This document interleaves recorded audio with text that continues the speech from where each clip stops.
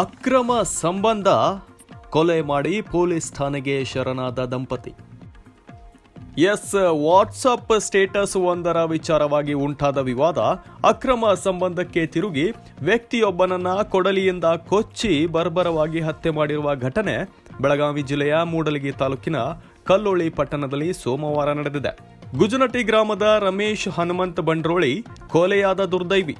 ಘಟನೆ ನಡೆದ ಬೆನ್ನಲ್ಲೇ ಕಲ್ಲೋಳಿ ಗ್ರಾಮದ ನಿವಾಸಿಗಳಾದ ಬನ್ನಪ್ಪ ರಾಮಚಂದ್ರ ಒಡೆಯರ್ ಹಾಗೂ ಆತನ ಪತ್ನಿ ಲಕ್ಷ್ಮಿ ಘಟಪ್ರಭಾ ಪೊಲೀಸ್ ಠಾಣೆಗೆ ತೆರಳಿ ಶರಣಾಗಿದ್ದಾರೆ. ಘಟನೆಯ ಹಿನ್ನೆಲೆ ಏನೆಂದರೆ, ಕೊಲೆಯಾದ ರಮೇಶ್ ಕಳೆದ 1 ವರ್ಷದಿಂದ ಆರೋಪಿ ಬನ್ನಪ್ಪನ ಜಮೀನನ್ನ ಉಳುಮೆ ಮಾಡಿಕೊಂಡಿದ್ದ. ಈ ವೇಳೆ ಬನ್ನಪ್ಪನ ಪತ್ನಿ ಲಕ್ಷ್ಮಿ ಹಾಗೂ ರಮೇಶ್ ನಡುವೆ ಅಕ್ರಮ ಸಂಬಂಧ ಬೆಳೆದಿತ್ತು ಎನ್ನಲಾಗಿದೆ.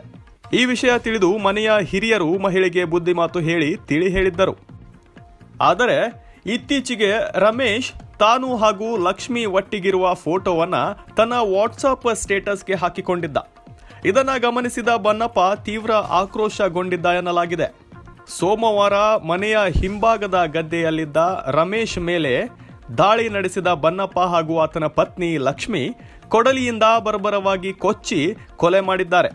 ಕೃತ್ಯ ಎಸಗಿದ ಬಳಿಕ ದಂಪತಿ ಪರಾರಿಯಾಗದೆ ನೇರವಾಗಿ ಘಟಪ್ರಭಾ ಪೊಲೀಸ್ ಠಾಣೆಗೆ ತೆರಳಿ ನಾವೇ ಕೊಲೆ ಮಾಡಿದ್ದೇವೆ ಎಂದು ಒಪ್ಪಿಕೊಂಡು ಶರಣಾಗಿದ್ದಾರೆ. ಘಟನಾ ಸ್ಥಳಕ್ಕೆ ಪೊಲೀಸರು ಭೇಟಿ ನೀಡಿ ಪರಿಶೀಲನೆ ನಡೆಸಿದ್ದು, ಕೊಲೆಗೆ ಬಳಸಿದ್ದ ಕೊಡಲಿ ಸೇರಿದಂತೆ ಪ್ರಮುಖ ಸಾಕ್ಷ್ಯಾಧಾರಗಳನ್ನು ವಶಪಡಿಸಿಕೊಂಡಿದ್ದಾರೆ. ಈ ಸಂಬಂಧ ಘಟಪ್ರಭಾ ಪೊಲೀಸ್ ಠಾಣೆಯಲ್ಲಿ ಪ್ರಕರಣ ದಾಖಲಾಗಿದ್ದು, ಆರೋಪಿಗಳನ್ನು ವಶಕ್ಕೆ ಪಡೆದು ತನಿಖೆ ಮುಂದುವರಿಸಲಾಗಿದೆ. ವರದಿ Vitthal Bhajantri, UK first news, Belagavi.